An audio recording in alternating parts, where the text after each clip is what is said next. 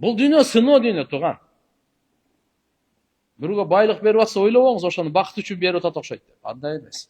Сизге берсин байлыкты же башка бирөөгө берсин. Экөөнүн тең бир эле максат. Сыноо үчүн, бакыт үчүн эмес.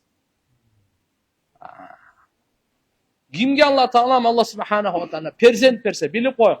Бул дагы сыноо үчүн, бакыт үчүн эмес. Перзент аманат, бакыт үчүн эмес.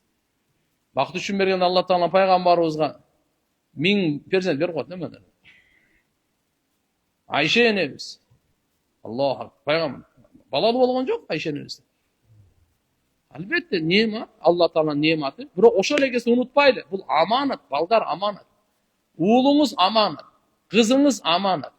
Туура, Алланын берген нематы шүгүр кылышыбыз керек, бирок аманатын унутпашыбыз керек. Эртеге булардын ахирети кандай болот биздин балдарыбыздын? Кыздарыбыздын ахирети кандай болот?